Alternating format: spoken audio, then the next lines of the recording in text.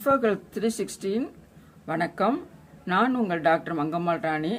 இந்த வீடியோவில் அஞ்சைனா பெக்டோரிஸ் பற்றி நம்ம பார்க்கலாம். வாங்க வீடியோக்குள்ளே போகலாம். ஆக்சுவலாக பார்க்க போனோம்னா இந்த ஹார்ட்டுக்கு 100% சேச்சுரேட்டட், அதாவது 100% ஆக்சிஜன் வேணும். அதனால தான் முதல் 2 லங்ஸ்லேருந்து பியூரிஃபை ஆன பிறகு முதல் 2 கொரோனரி ஆர்ட்ரி வழியாக 2 ரத்த குழாய் ஹார்ட்டுக்கு சப்ளை பண்ணுது. ஸோ அதில் காம்ப்ரமைஸ் ஏற்படக்கூடாது அப்படிங்கிறதுக்காக அது ரொம்ப கட்டாயமாக அதுக்கு வேணும். ஏன்னா அது நம்ம தூங்கும் போதும் முழிச்சிட்டு இருக்கும் போதும் கண்டினியூஸாக பம்ப் பண்ணிக்கிட்டு இருக்கு. ஸோ ஒருவேளை இந்த மாதிரி ரத்த குழாய் இந்த பாருங்க நேராக இருக்குது ரத்த குழாய், ஆனால் அதில் கொஞ்சம் அடைஞ்சி இருக்குது, கொஞ்சமாக அடைஞ்சிருக்குது. மாதிரி கொஞ்சமாக அடைஞ்சால் கொஞ்சமாக, அதாவது இப்போ 10 ml போக வேண்டியது பர் செகண்டுக்குன்னா இது 5 ml போகலாம், இல்லை 3 ml போகலாம். இதான் அப்போ கார்டியாக் அவுட்புட்னு சொல்லுவோம். ஒரு நிமிஷத்துக்கு எவ்வளோ தரம் துடிக்குது, எவ்வளோ ஹார்ட்டில் பிளட்டு பம்ப் பண்ணுது நம்ம உடலுக்கு தேவையானதுங்கிறத இந்த மாதிரி இருக்கும்போது கம்மி பண்ணி விட்றோம். அந்த மாதிரி கம்மி பர்டிகுலராக கொஞ்சம் ஒரு 10 ml போகிற இடத்துல 5 ml போகும்போது கொஞ்சம் படுத்துக்கிட்டு இருந்தாலும் நம்மளுக்கு ஒன்றும் ஆகாது. ஏன்னா அந்த இடத்துல நம்மளுக்கு டிமாண்டு ஒன்றும் ஏற்பட போகிறது கிடையாது, நீடும் டிமாண்டும் கம்மியாயிடும். ஆனால் அதே நேரம் ஒரு எக்ஸசைஸோ இல்லை நடக்கிறோம், ஸ்டேர் கேஸில் போகிறோம், அந்த மாதிரி இருக்கும்போது ஸ்ட்ரெஸ்ஸில் இருக்கும். அப்படிங்கும்போது இந்த அளவு இதில் வர்ற அளவு ரத்தம் அந்த ஹார்ட்டுக்கு பத்தாது. அப்போ அது என்ன பண்ணும், வலி ஏற்படும்.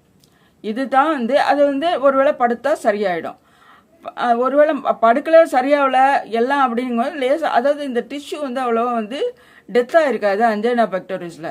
அதே பார்க்கணும்னா கண்டினியூஸாக அது மாதிரி இது மாதிரி இந்த லூமனே அடைச்சிக்கிடுச்சுன்னா, இந்த சிந்து நதி அடைச்சி வச்சாங்க பார்த்தீங்களா, அந்த பக்கத்துலேருந்து பாகிஸ்தான் தண்ணியே போகலன்னா அப்புறம் எல்லாமே ட்ரை ஆகிடும்ல, அந்த மாதிரி ஒன்றுமே போகாது இந்த டிஸ்டல் ஏரியாவுக்கு.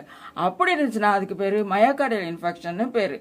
டைப்ஸ் ஆஃப் ஆஞ்சைனா அப்படின்னு ஒரு 4 டைப்பு இருக்குது. அதில் முக்கியமாக 2 டைப்பு தான். ஸ்டேபிள் ஆஞ்சைனா அப்படின்னு சொல்லுவாங்க. அதுலன்னா ஸ்டேபிளாக, அதாவது எக்ஸசைஸ் அது மாதிரி சாப்பிடும்போது வயிறு ஃபுல்லாக இருக்கும்போது அது மாதிரி இருக்கும்போது வலிக்கும்.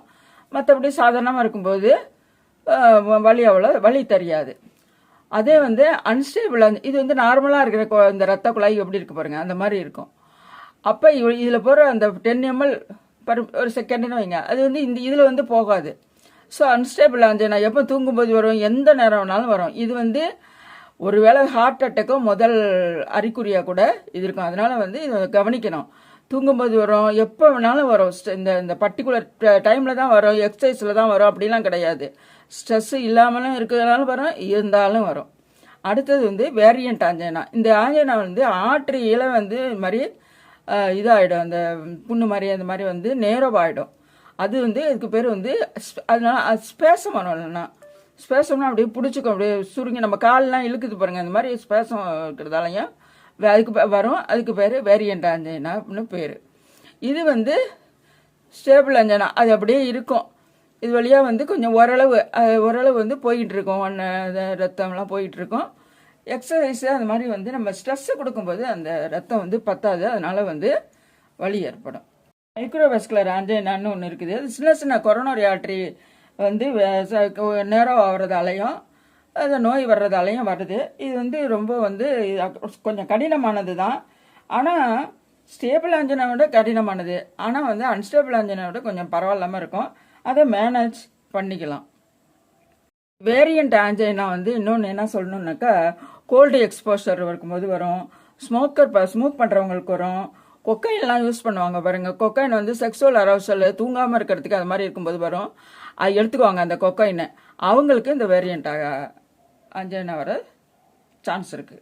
அறிகுறிகள் என்னென்னா, ரொம்ப டயர்டுன்னா அப்படி டயர்டு இருக்கும், தலை சுற்றும். ஏன் தலை சுற்றுதுனாக்கா, பிளட்டு பம்ப் பண்ண முடியாது, கார்டியாக் அவுட்புட் கம்மியாக இருக்கிறதால பிளட்டுக்கு கரோட்டிட் ஆர்டரி வழியாக போகாது. அதனால தலை டிசினஸ் இருக்கும். யானை மதிப்பு போல் ஏற்கனவே சொல்லியிருக்கோம், உணர்வாங்க. அதில் யாராருக்கு வரும் அப்படின்னாக்கா, யாராவது இதய நோய் உள்ளவங்க, கிரானிக்காக இருக்கிறவங்களுக்கு, இதயத்தில் அடைப்பு உள்ளவங்களுக்கு, சில சமயம் பார்த்தீங்கன்னா காலில் ஃப்ராக்சர் ஆயிருக்கும், ஆனால் வந்து அந்த ஃபேட்டு மாலிக்கல் நேராக போய் ஹார்ட்டை போய் அடைச்சிக்கும். அது டெம்பரவரியாக போய் அது மூச்சு வாங்கி அது வந்து இந்த மாதிரி வந்து அஞ்சானா கூட அதில் கூட வரும். அதனால தான் ஹார்ட்டு அது ஃப்ராக்சர் ஆகும்போது டக்குன்னு ஆக்சிஜன் ஸ்டார்ட் பண்ணுவாங்க ஆஸ்பத்திரியில். ஏன்னா ஃபேட் மாலிக்கல் வந்து ஆக்சிஜனில் வந்து சின்னதாகிடும். நெக்ஸ்ட் வந்து ரிஸ்க் ஃபேக்டர் வந்து அபவ் 60 அப்படின்னு சொல்கிறாங்க. ஆனால் இப்போ இருக்கிற டயட்டில் பார்த்தோம்னாக்கா 9 வயசு குழந்தைக்கு ஹார்ட் அட்டாக் வந்துச்சு, 25 வயசு குழந்தைக்கு ஹார்ட் அட்டாக் வந்துச்சுன்னு சொல்கிறாங்க. ஸோ நம்ம பிஸ்ஸா, பாஸ்தா, பிட்சா இதெல்லாம் வந்து கொஞ்சம் சாப்பிட்றத விட்டுட்டு அந்த பழைய பாரம்பரிய முறையில் சாப்பிடணும். ஸோ அதெல்லாம் ரிஸ்க் ஃபேக்டரு. ப்ளஸ் வந்து ஃபேமிலி டெண்டன்சி. இப்போ அப்பாவுக்கு இருந்தால் அப்படி இருக்கும்போது கூடவே கொஞ்சம் போய் செக்கப் வைக்கிறது, கூட கொஞ்சம் காஷனாக இருக்கிறது, இதெல்லாம் பண்ணிக்கணும். அப்புறம் வந்து சிகரெட் பிடிக்கிறது யூனிஃபார்ம் நீங்கள் போட்டாலும் சரி, நீங்கள் பாசிவ் ஸ்மோக்கராக டிசிப்ளின்டாக இருந்தாலும் சரி, ஆக்டிவாக இருந்தாலும் சரி, அது செய்யக்கூடாது. இல்லை புயல போட்டாலும் சரி, சிகரெட் பிடிக்கக்கூடாது. புயல யூனிஃபார்ம் வந்து செய்யக்கூடாது.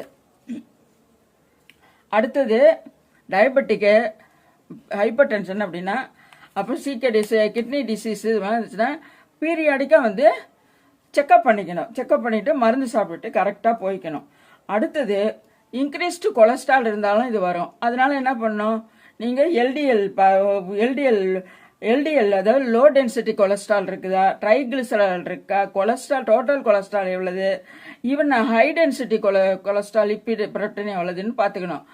கொஞ்சம் ஹை டென்சிட்டி கொலஸ்ட்ரால் வந்து ஹார்ட் அட்டாக்கை தடுக்கும், லோ டென்சிட்டி கொலஸ்ட்ரால் ஹார்ட் அட்டாக்கை வர வைக்கும். ஸோ அந்த அஞ்சைனா வராமல் இதெல்லாம் வந்து சரியாக வந்து நம்ம வச்சுக்கணும். அடுத்தது கோமார்பிட் என்னன்னா metabolic disease, kidney disease, shock. ஏற்கனவே ஸ்ட்ரோக் வந்தவங்க இருக்காங்க பார்த்தீங்களா, ஸ்ட்ரோக்கு ஷாக்கு இவங்கெல்லாம் வந்தவங்களுக்கு இது வந்து ஏன்னா பிரெயினுக்கு போய் அந்த அடைப்பு ஏற்பட்டுச்சுன்னா ஸ்ட்ரோக் வரும். இது ஹார்ட்டுக்கு வந்து அடைப்பு ஏற்பட்டுச்சுன்னா அது வந்து அஞ்சைனா ஆர் ஹார்ட் அட்டாக்னு சொல்லுவோம். ஸோ ஒபேசிட்டி இதெல்லாம் வந்து நம்ம பார்த்து கரெக்டாக வச்சுக்கணும். செஸ்ட் பெயின், அப்புறம் சுற்றி வலிக்கிறது, அந்த பெயின் வந்து எப்படி இருக்குன்னா யானை செஸ்ட்ல ஏறி நின்றுட்டு இருக்கு பாருங்க, அது மாதிரி ஒரு வலி, பிழியிற மாதிரி ஒரு வலி, குயிஸ் பண்ற மாதிரி ஒரு வலி இருக்கும். ஏன்னா ஹார்ட்டுக்கு பத்தலை, அதனால வந்து அது அந்த மாதிரி ஒரு வலி.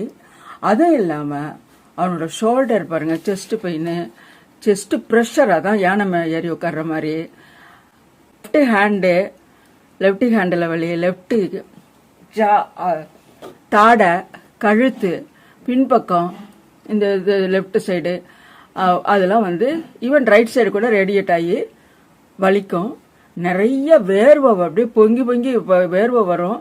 ஒரே தலை சுத்துற மாதிரி மயக்கம் வர்ற மாதிரி செஸ்ட்டை பிடிச்சிட்டு ஒரு பேனிக் ஆகிடுவாங்க அவங்க. அது தவிர அடுத்தது மூச்சு வாங்கும், டிஸ்னியான்னு சொல்லணும், பிரெத்லெஸ்னஸ் இருக்கும், பிபி இன்க்ரீஸ் ஆகும், இல்லை டிக்ரீஸ் ஆகும், பல்ஸ் இன்க்ரீஸ் ஆகும். சப்போஸ் வந்து ஒருவேளை வந்து மாத்திரை சாப்பிட்டோன்னு வைங்க, நைட்ரோகிளிசரின் இல்லைன்னா ஆஸ்பிரின் இது மாதிரி சாப்பிடும்போது நைட்ரோகிளிசரின் நாக்கு கடியில் வைக்க சொல்லுவாங்க. வச்சா கொஞ்சம் பெயின் வந்து கம்மியாகலாம், அஞ்சைனா பெக்டோரிஸ் கம்மியாகும். எவ்ரி 15 மினிட்ஸ் தான் ஒரு ஒன்று வைக்கணும். மாதிரி 3 தடவை வச்சுவிட்டு மறுபடியும் பர்சிஸ்ட் ஆனிச்சுன்னா அது ஹார்ட் அட்டாக்குன்னு இம்மிடியட்டாக வந்து இன்ஸ்டிடியூஷனல் கேருக்கு வந்து அனுப்பி விட்டணும். பெயின் அப்படின்ன உடனே நம்ம என்ன பண்ணோம், நேராக வந்து வயிறு வலியாக இருந்தாலும் சரி, அது வயிறு வலியாக இருந்தாலும் கேஸ்ட்ரைட்டிஸாக இருந்தாலும் ஃபஸ்ட்டு வந்து நம்ம இந்த ஜெலுசில் கொடுக்கறது, ஓமிபரசால்ட் இதெல்லாம் செய்யவே கூடாது. ஃபர்ஸ்ட்டு ஒசிஜி தான் எடுக்கணும். இங்கே பாருங்க, இது வந்து நார்மலான இது QRS காம்ப்ளெக்ஸ், இது ST எலிவேஷன் கரெக்டான சைஸில் இருக்கு. ஒருவேளை வந்து இங்கே பாருங்க அஞ்சைனாக்கு வந்து கரெக்டாக இருக்கு, ஆனால் டிப்ரெஷன் கீழே போயிருக்கு பார்த்தீங்களா, இது நேராக வர்றதுக்கு பதிலாக கீழே போயிருக்கு. ST டிப்ரெஷன் இருக்குது. ஸோ இதெல்லாம் வந்து ST டிப்ரெஷனு இந்த மாதிரி இருக்கிறது, ST எலிவேஷனு, இங்கே கீழே அந்த கோடு நேர்கோடு பட்டுதான் இது எலிவேட் ஆயிருக்கு, இந்த பக்கம் டிப்ரெஷன் ஆயிருக்கு. இதெல்லாம் வந்து அஞ்சைனாவோட ஒரு அறிகுறி தான். ஆனால் பெயின் இருக்கும்போது இது தெரியும். அடுத்த இன்வெஸ்டிகேஷன் என்னன்னா, நம்ம சாதாரணமாக பெயின் இருக்கு அப்படின்னா ஸ்டேபிள் அஞ்சனா இருந்தால் கூட ட்ரெட்மில் பார்த்துட்டு அதை வந்து ஹார்ட்டுக்கு வந்து இதான் ஸ்ட்ரெஸ்ஸு எப்படி இருக்குன்னு சொல்லிட்டு ட்ரெட்மில் பார்ப்பாங்க. அடுத்தது பிளட் டெஸ்ட் பார்ப்பாங்க வலி இருக்கும்போது, CPKMP, CKMP, LDH, alkaline passport plus வந்து ட்ரஃபோனின் பார்ப்பாங்க, ட்ரஃபோனின் உடனேயே வந்து அந்த அந்த ஹார்ட்டோட டெத் ஆனவுடனே டக்குன்னு ரிலீஸ் ஆகுறது வந்து ட்ரஃபோனின் தான். ஸோ அந்த மாதிரி என்சைம் பட்டுன்னு பார்ப்பாங்க. சிபிகே எம்பி அதெல்லாம் வந்து கொஞ்சம் கொஞ்சம் கொஞ்சம் நாள் ஆகும், ஒரு 12 ஹவர்ஸ்க்கு மேலே தான் அது பண்ணும். ஆனால் இது ட்ரஃபோனின் சீக்கிரமாகவே டயக்னோஸ் பண்ணுறதுக்கு உதவும். அது இல்லாமல் வந்து ஆஞ்சியோகிராம் பண்ணி இந்த மாதிரி வந்து எவ்வளோ தூரத்துக்கு ஹார்ட் எப்படி இருக்குன்னு சொல்லி பார்ப்பாங்க. அடுத்தது வந்து அல்ட்ராசவுண்டு ஹார்ட் பண்ணி பார்த்து எப்படி வால் மோஷனு, எப்படி பிளட் சப்ளை என்னன்னு சொல்லிட்டு இது பார்ப்பாங்க. ப்ளஸ் வந்து ஒரு எக்ஸ்ரே எடுத்தோம்னா தெரியும், டைலேட்டட் ஹார்ட்டாக இருக்குது பாருங்கள். அந்த ஹார்ட் வந்து இவ்வளோ பெருசாக இருக்காது, ஒரு டைலேட்டட் ஹார்ட்டாக என்னன்னு சொல்லிட்டு பார்க்குறதுக்கு இந்த இன்வெஸ்டிகேஷன்ஸ்லாம் பண்ணுவாங்க. சப்ஸ்டன்ஸை இன்ஜெக்ட் பண்ணி அதை பார்ப்பாங்க எப்படி இருக்குது, எவ்வளோ அடைப்பு இருக்குது என்னான்ட்டு. அதை பார்த்துட்டு டிபெண்ட்ஸ் அப்பான் அந்த அடைப்பு எத்தனை இருக்குது, எத்தனை வெசல் இருக்குன்னு டாக்டர்ஸ் தீர்மானிப்பாங்க. தீர்மானித்து இது மாதிரி ஸ்டெண்டு போடுவாங்க. அப்படியே அது வழியாகவே வந்து ஒரு ஸ்டெண்டு அப்படியே ஒரு கேத்திட்டர் மாதிரி இருக்கும், சின்னதாக விட்டுட்டு அப்படியே அது விரிஞ்சு அது உள்ளே போய் பலூன் போடுறாங்க, இல்லைன்னா ஸ்டெண்டு போடுவாங்க, அது மாதிரி போட்டு விட்டுருவாங்க.